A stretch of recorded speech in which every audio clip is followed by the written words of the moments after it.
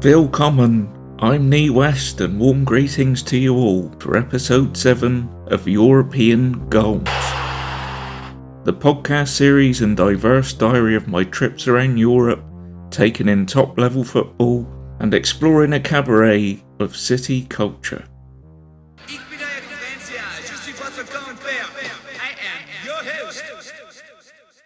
Having recently turned 40, set to go either two ways, to guide us into a midlife crisis or take it on the chin and let a new opportunity begin.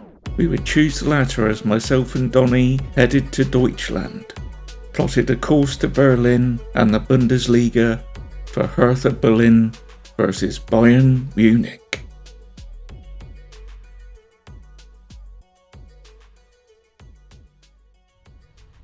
A bit of a later flight this time, arriving early evening into Brandenburg Airport, then chose the Deutsche Bahn National Railway into the city. After a little bit of help to check we had the right platform, a rather grumpy conductor frantically finger-pointed the right path. This was maybe the early sign our travels would not quite run as clockwork and belie the German efficiency stereotype as we exited the station.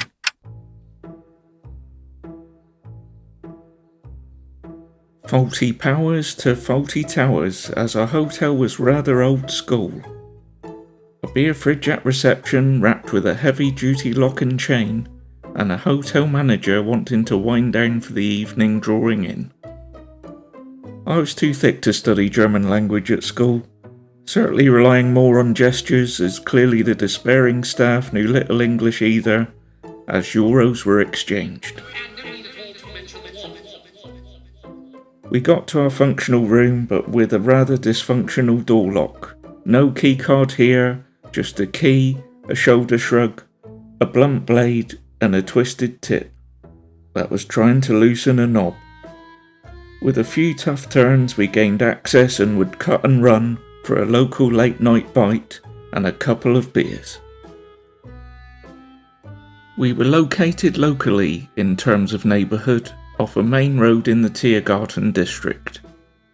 We stumbled upon some traditional hot dog hospitality, although it was late when we arrived. As time ticked by, more and more lively and hungry Berliners meant by the time we left this was a hot spot, and it became our local, serving up bottles of Berliner Kindle. This traditional tipple originates way back over 150 years. With its trademark golden boy and its logo, this was no bitter Becks.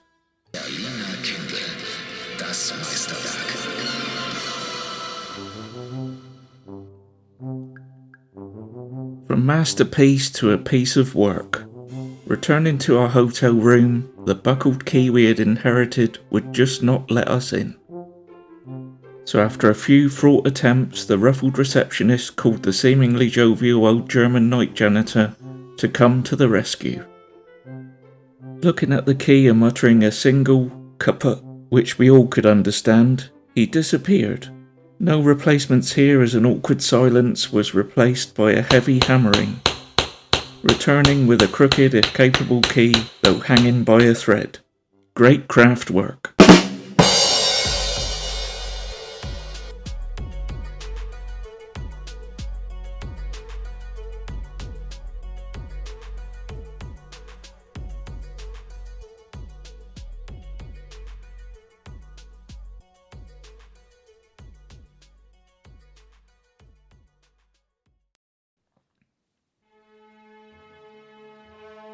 The next day we would go towards the greener areas of the district and Tiergarten Park. En route was the Berlin Victory Column, placed in the centre of a roundabout, at its peak the golden goddess of victory. Constructed for the victories over Denmark, Austria and France in the 19th century, it became a leading light of the now defunct Love Parade Techno Festival.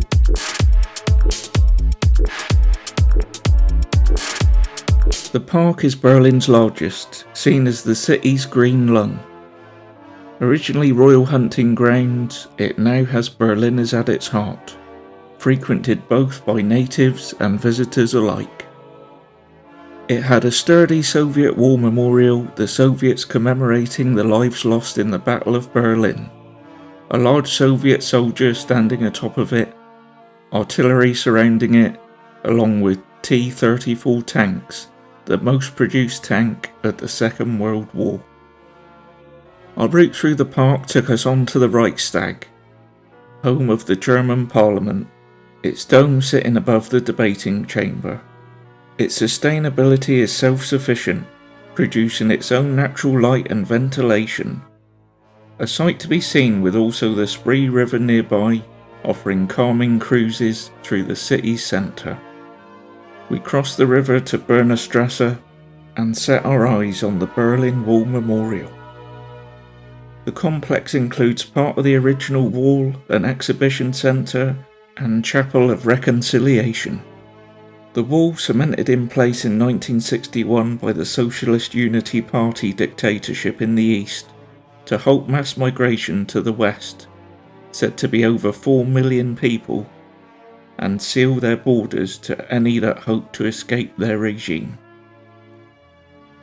The border was placed directly in front of the buildings on the east, causing some of the residents to jump or slide from their windows in one final try to land west side.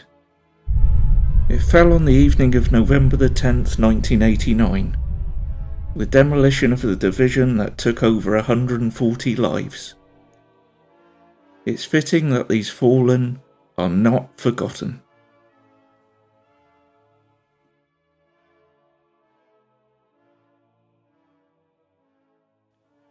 With hope and hunger in our hearts, we headed back on our thought-provoking trail. First stopping in the tracks of a yellow Trabant, adorned with beer kegs on its roof rack and beckoning us into Berliner Republic, a bright beer hall and restaurant. I had a warming currywurst and Donnie sampled some sauerkraut. Washed down with a Swiftstein, our stomachs were stocked up. The special selling point of this establishment that after 5 p.m. each day, the Durst Market goes live. A stock market where the beer prices fluctuate depending on the flow of the most popular pint. We exchanged our lovely lunch in a short stroll alongside the Spree to the steeped in history German grate, the Brandenburg Gate. Construction commencing in the 1780s, quickly followed by the addition of the quadriga, a chariot pulled by 4 horses atop its roof. Seems the gate itself has a heavy history of war and peace, battling each other through Prussian, World and Cold Wars. Then after neither East nor West Germans could visit, the warmth of unity. At the time of our trip it was swathed in a scaffolding, holding a giant piece by French street artist J.R., a feature of freedom celebrating the country's reunification after the fall of the wall. With a soulful sight almost around every corner, you simply have to stop and think. As we then reached the memorial to the murdered Jews of Europe. The largest memorial to the Jewish victims of the Holocaust, 2,710 rectangular steel pillars reminiscent of coffins in a cemetery. Placed in the former no man's land between the East and the West, a sombre reflection that nobody should have to suffer this grave fate. A no man's land returned to life was Potsdamer Platz, a square destroyed by war and wall, reinvigorated by investment and technology. Shown in the superbly constructed Sony Centre with a glorious glass ceiling, bringing light and leisure. Other landmarks to get our teeth into, the Kaiser Wilhelm Memorial Church, nicknamed Hollowtooth, at the centre of the West, ordered by Emperor Wilhelm II to honour his grandfather. Destroyed in the Second World War, reconstruction was completed near Christmas in 1961. It subsequently held Christmas market, sadly overshadowed by a terrorist attack in 2016, killing 11 people. The victims are remembered by a golden crack in the ground in front of the church. We had covered a lot of ground, a monumental new record of over 26,000 steps. so it was time to head back to the hotel. En route, the brilliant broken chain sculpture, symbolising the split between East and West, and in contrast, the peace column, representing harmony in humanity. We would put our pads up in peace and tranquility, ready for more meaning and match day.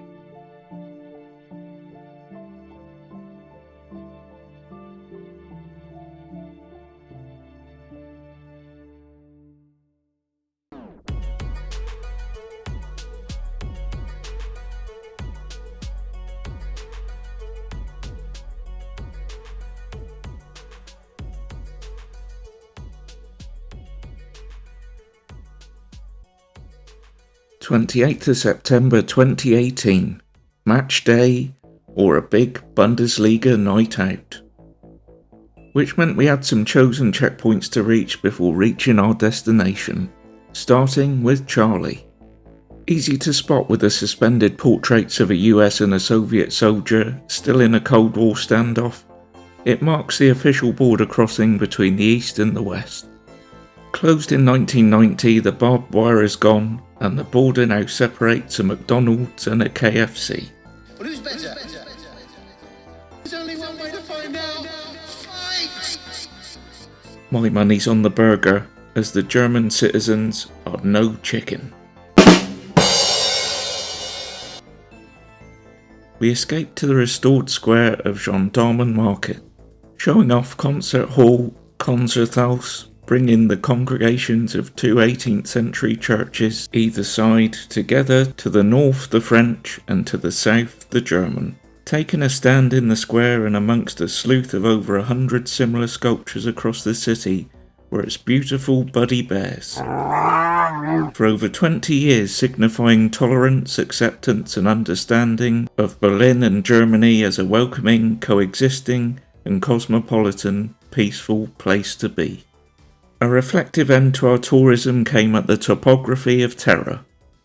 Built over the former Gestapo and SS headquarters, it makes no secret of their persecuting past, full of impactful imagery of the rise of the Reich and of those that said no to Nazism.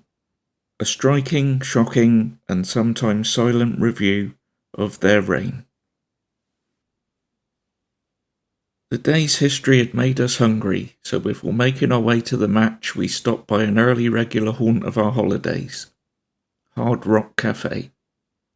Always good sustenance for the stomach and a place we could quaff a couple of pre-game pints, myself sampling a splendid Schöferhofer-Weizen wheat beer. Suitably refreshed, we boarded the U-Bahn subway, beginning our Bundesliga journey to the Olympiastadion Berlin, for hopeful Hertha against reigning masters Bayern Munich. Berlin were chosen as Olympic hosts in 1931. When the Nazi Party gained power 2 years later, Führer Hitler ordered the construction of a new complex, including the stadium, which was completed in 1936. After the war, it became occupied by the British military, right up to 1994. Hertha have called it home since 1963. Reunification brought renovation when it was chosen as a venue for the 2006 World Cup, going on to host the final won by headstrong Italy, who knocked the Germans out in the semis. This is the moment Zidane turns. With a capacity of over 74,000, the blocks would be full to the brim, with an attendance of 74,669 and an anticipatory atmosphere outside of the ground, joining in with a perfect blend of a sizable, salty, pre-match pretzel and a pint of the Kindle served up in a souvenir cup.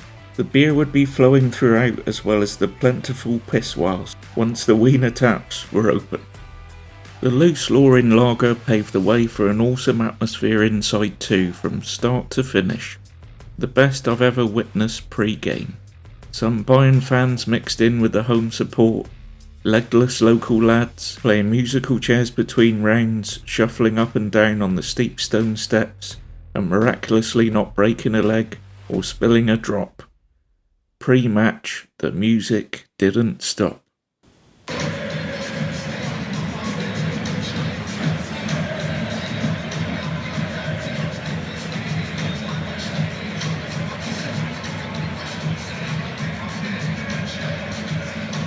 Drums then replaced by shouts as the lights went out, just the sight of thousands of phone screens as the announcer read out the teams.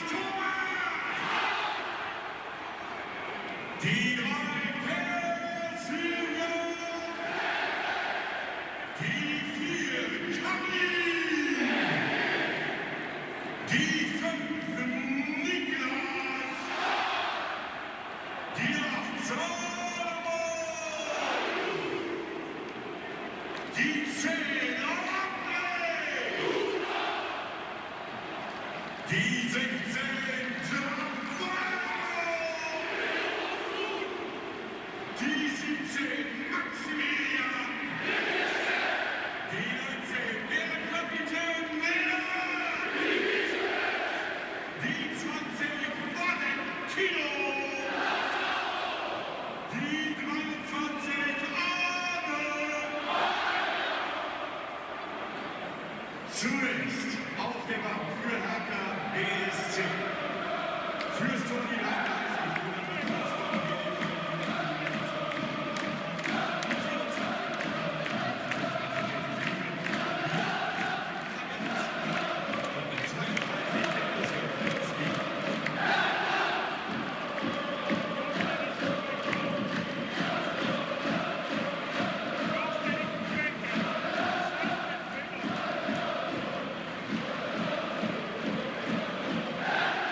The Hertha Ultras clapping continued, then jovially jumping in perfect unison.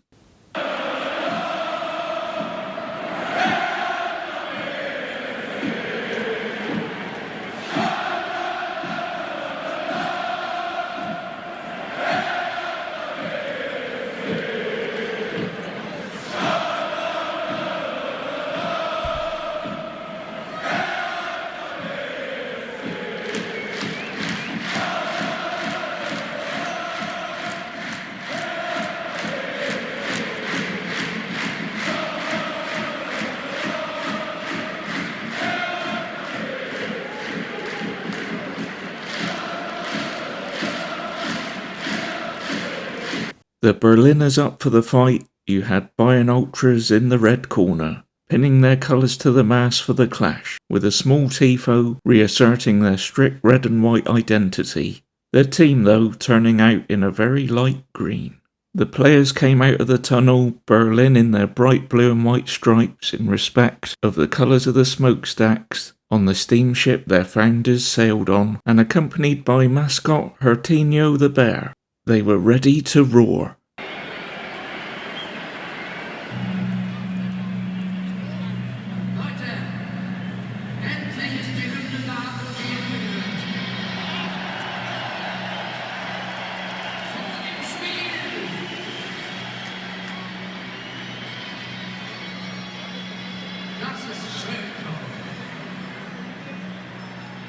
gibt es Schöneres als hier im Olympiastadion beim Spiel gegen die Bayern und der Hertha-Mannschaft die Daumen zu drücken. Achtung!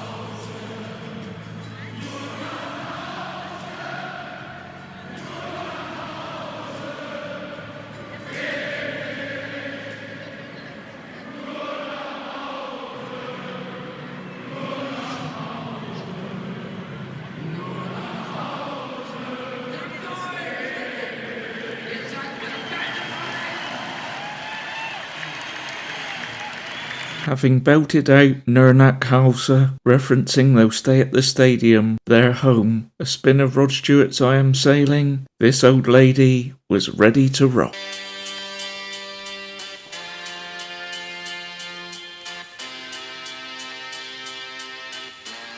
The Hertha manager was Paul Dardai, a Hungarian international attaining over 60 caps for his country and a stalwart of the club, making around a majestic 300 appearances as a player for the team between 1998 and 2010, before becoming manager in 2015, the first of 3 spells across a 10-year period.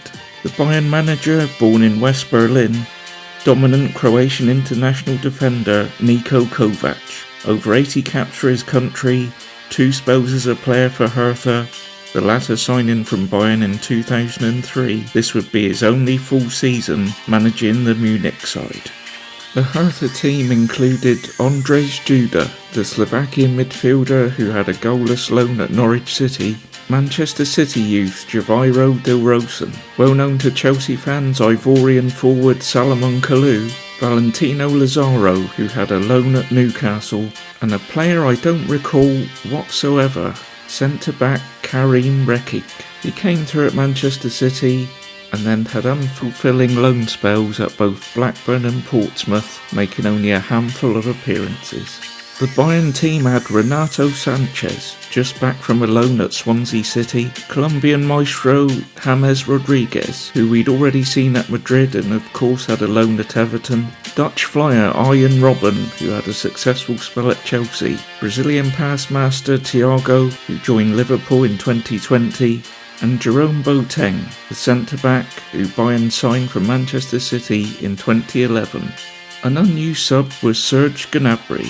Coming through at Arsenal, he had a strange loan at West Brom. After a single sub-appearance on loan, he was told he was not at the required level by Tony Pulis, going on to score nearly a goal every other game at international level. You could say he proved Big Tone wrong.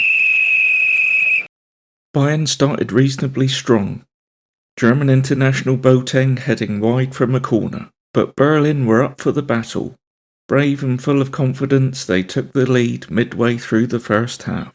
A deep cross from the right from Duda, a great header from Bosnian striker Vedad Ivasevic, matched by a super save from Manuel Neuer. However, as parry went to the sprinting Salomon Kalou on the right side of the box, Boateng diving in and crashing him over the touchline. Penalty! Ibisevic stepping up to send Neuer the wrong way and sweep the ball into the bottom left corner.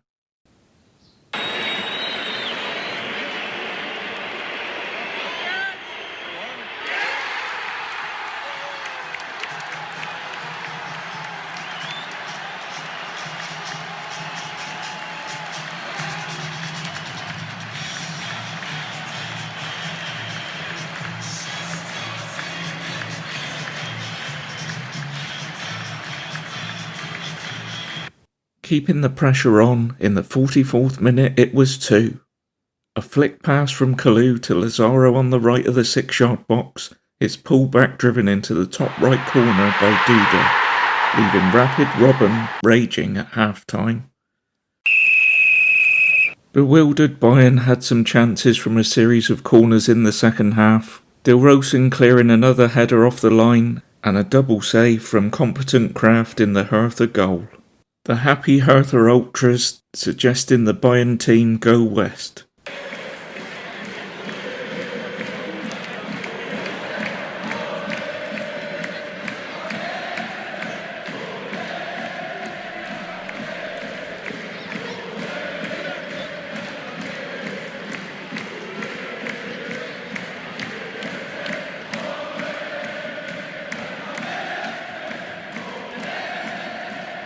A David Alaba blast over the bar signalled a lack of ideas, my own footage culminating in an awful free kick.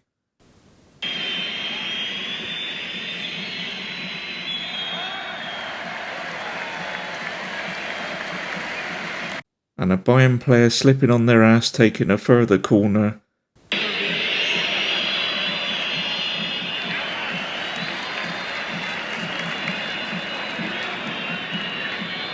They had 14 in total, but it would be a superb shutout, the game ending 2-0.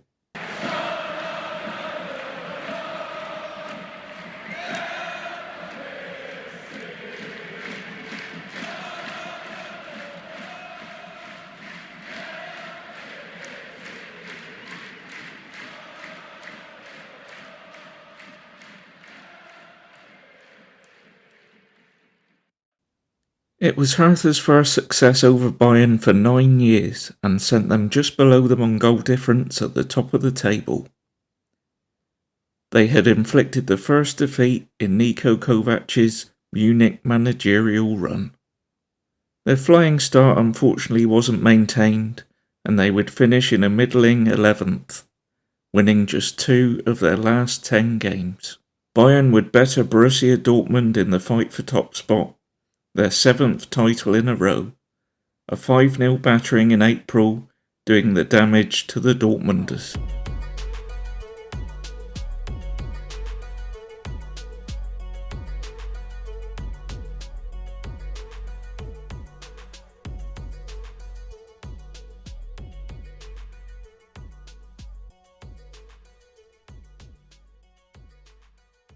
A fairly late flight back home meant we could take our time, and we bashed some balls of a different kind at the local snooker and pool club.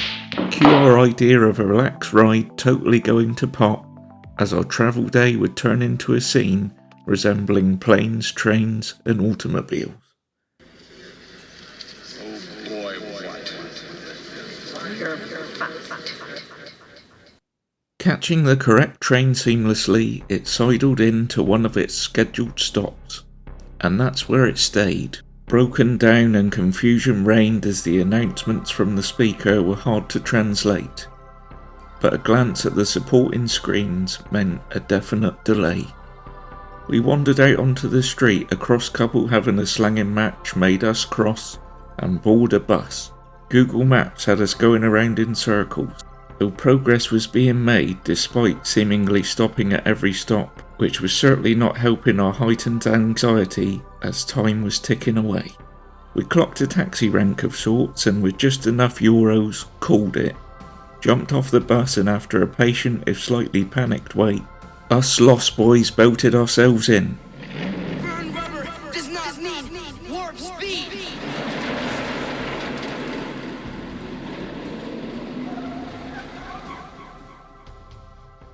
quickly realising we had signalled the cab driving equivalent of Maurizio Sarri. Chain smoking all the way to the airport, we couldn't say farewell to the city as we couldn't see it. Thankfully we weren't doomed. He was as smart a driver as much as Sarri was a smart coach. And when the fog had cleared, we rolled up to security, put it all out in the tray, and safely we plainly, passively flew home, with hope in our hearts and recirculated air in our lungs.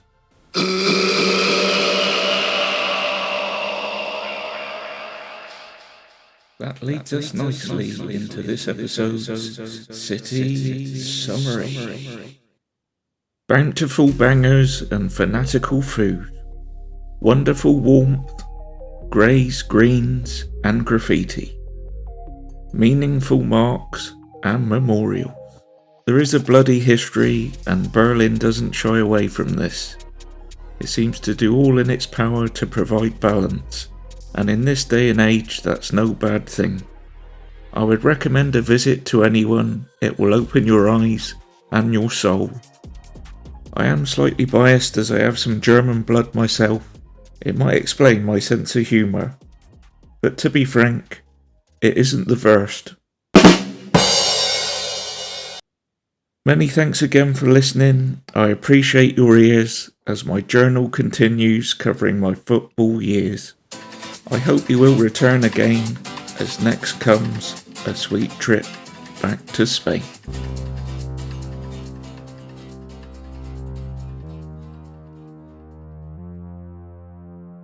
Prost!